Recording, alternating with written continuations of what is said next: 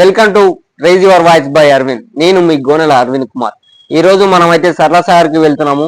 ఫెబ్రవరి నుంచి ఏ విధంగా వెళ్ళాలో మీకు వీడియోలో పూర్తిగా చూపిస్తాను. వీడియో మొత్తం పూర్తిగా చూసేయండి. మనం ఫెబ్రవరి నుంచి అయితే స్టార్ట్ అయిపోయాం. ఇక్కడ నుంచి మీకు ఏ విధంగా వెళ్ళాలో వీడియోలో చూపిస్తాను. మనకి ఇక్కడ లెఫ్ట్ సైడ్ కనిపిస్తుంది సుంకులమ్మ గుడి. మనం ఇప్పుడైతే నేషనల్ హైవేకి దగ్గరికి వచ్చేసాం. ఇక్కడ నుంచి హైదరాబాద్కు వెళ్ళే రోడ్డు మార్గాన మనం వెళ్ళాల్సి ఉంటుంది.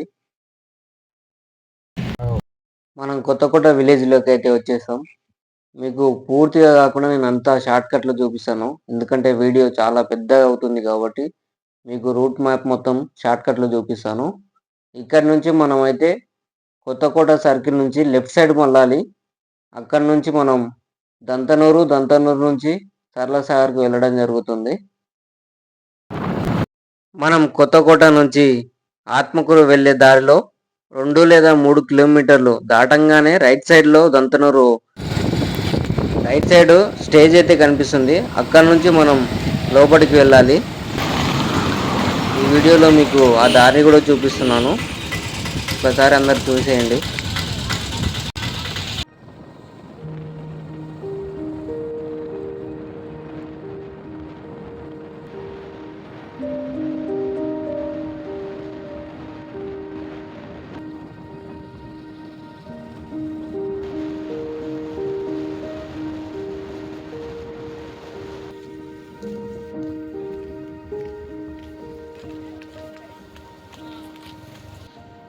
ఫ్రెండ్స్, మేమైతే ఎంతో ఉత్సాహంగా సరళసాగర్ వెళ్ళడానికి ఫెబ్రవరి నుంచి వచ్చాము దంతనూరు మీదుగా. కానీ ఇక్కడ రోడ్డు మొత్తం బ్లాక్ అయిపోయింది.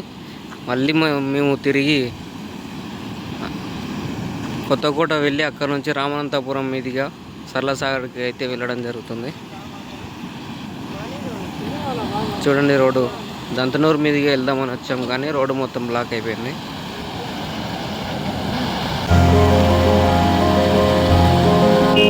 కొత్తకోట మీదుగా సరళసాగర్ వెళ్తున్నాము.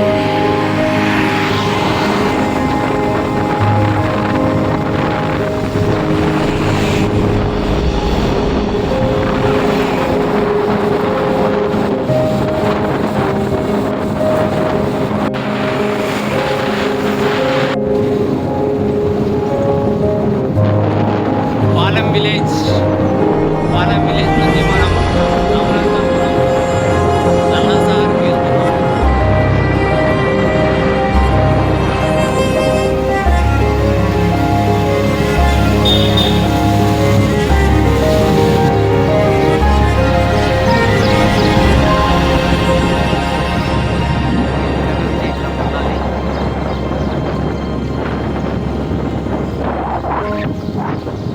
రామనంతపురంకి వెళ్ళే దారి.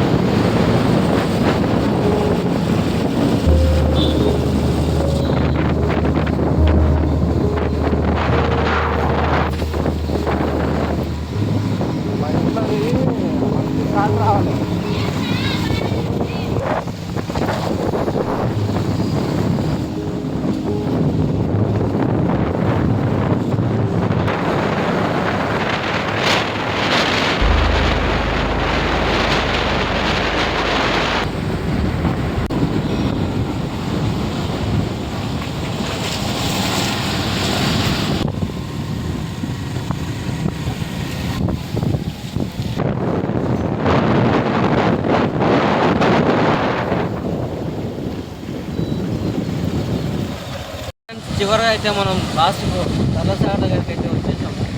ఇప్పుడు మీకు ఎవరు నిర్మించారు, అసలు ఎలా తెలుస్తుంది అనేది కూడా నేను ఎక్స్ప్లెయిన్ చేస్తాను. మీకు ఈ వీడియోలో మొత్తం అక్కడ మొత్తం ఏ విధంగా వస్తుందో కూడా మీకు ఈ వీడియోలో చూపించే ప్రయత్నం అయితే చేస్తాను.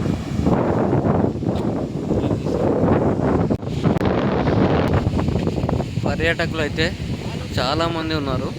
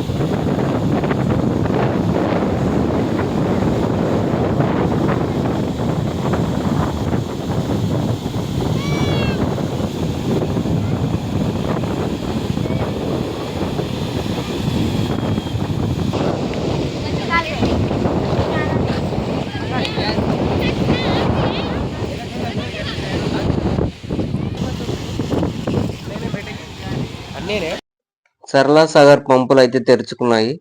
ఇది ఆసియా ఖండంలోనే మొదటిదైన ఈ ప్రాజెక్ట్ ఉన్న ప్రాముఖ్యత ఏమిటంటే ఇవి ఎటువంటి గేట్ల సహాయంతో ఎత్తారనమాట. ఇది ఆటోమేటిక్గా పంపులు ఓపెన్ అవుతాయి.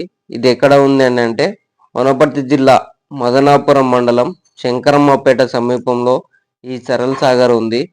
అసలు దీనికి సరళ సాగర్ అని ఎందుకు పేరు వచ్చింది అనే విషయానికి వస్తే అప్పుడు ఉన్నటువంటి రాజు వనపర్తి రాజు ఎవరైతే ఉన్నారో రాజా రామేశ్వరరావు గారు తన తల్లి శంకరమ్మ పేరు మీద అయితే ఈ నిర్మాణం చేపట్టారు. సరళ సాగర్ జలాశయానికి వరద పోటెత్తడంతో ప్రాజెక్టులో ఉన్న సైకాన్స్ అవంతటా అవే ఓపెన్ అయ్యి వాటర్ని ఏ విధంగా బయటికి పంపిస్తున్నాయో కూడా మీకు ఈ వీడియోలో చూపిస్తున్నాను. 1949 కాలంలోనే ఇంత టెక్నాలజీతో నిర్మించారంటే అసలు నిజంగా అందరికీ సెల్యూట్ చేయాల్సిందే. ఈ ప్రాజెక్టును రాజు రైతులు పడే కష్టాలను చూసి నిర్మించారని ఇక్కడ ఉన్నవారు చెప్తున్నారు. వనపర్తి జిల్లాలో ఉన్నటువంటి సరళ సాగర్ ప్రాజెక్టు ఇది చాలా అరుదైనటువంటి ప్రాజెక్టు. ఒక ఏషియా ఖండంలోనే ఒక సెకండ్ ప్రాజెక్టు నిర్మించడం జరిగింది. దీని యొక్క ప్రత్యేకత ఏంటిదంటే జనరల్గా అన్ని ప్రాజెక్టులలో ఉన్నట్టు ఈ ప్రాజెక్టు గేట్ ఓపెన్ చేయడం అని అట్లాంటివి ఏముంది. వాటర్ ఫ్లోని బట్టి ఆటోమేటిక్గా వాటర్ తీసుకొని బయటకు వెళ్ళడం జరుగుతున్నది. కాబట్టి ఈ ప్రాజెక్టు యొక్క చాలా గొప్ప ప్రాజెక్టు వనపర్తి జిల్లాలో ఉండడం అనేది వనపర్తి జిల్లా వాసుల యొక్క అదృష్టంగా భావించవచ్చు. కాబట్టి ఇక్కడ వాటర్ ఆటోమేటిక్గా ఫ్లో ఇక్కడ మీరు చూడొచ్చు. వాటర్ అక్కడ ఆటోమేటిక్గా ఒక ఫ్లోర్ నుంచి వచ్చి బయటకు వెళ్తుంది. కాబట్టి అది ఒక్కటి ఓపెన్ అయితేనే ఇంత వాటర్ వెళ్తుంది. ఈ విధంగా చాలా గేట్లు ఉన్నాయి, దగ్గర దగ్గర ఒక 10-12 గేట్ల దాకా ఉన్నాయి. ఆ 12 గేట్లు ఓపెన్ అయితే ఇక్కడ చాలా వాటర్ ఫ్లో వెళ్ళడానికి అవకాశం ఉంటుంది. కాబట్టి ఇట్లా చాలా సంవత్సరాలకి వాటర్ ఫ్లో జరుగుతుంది. కాబట్టి ప్రజలు సందర్శకులు కూడా చాలా ఇక్కడ సందడి చేస్తున్న ప్రదేశం మీరు చూస్తూ ఉన్నారు. కాబట్టి ఇక్కడ సరళ సాగర్ ప్రాజెక్టు ఈరోజు చాలా సందడిగా ఏర్పడడం జరిగింది.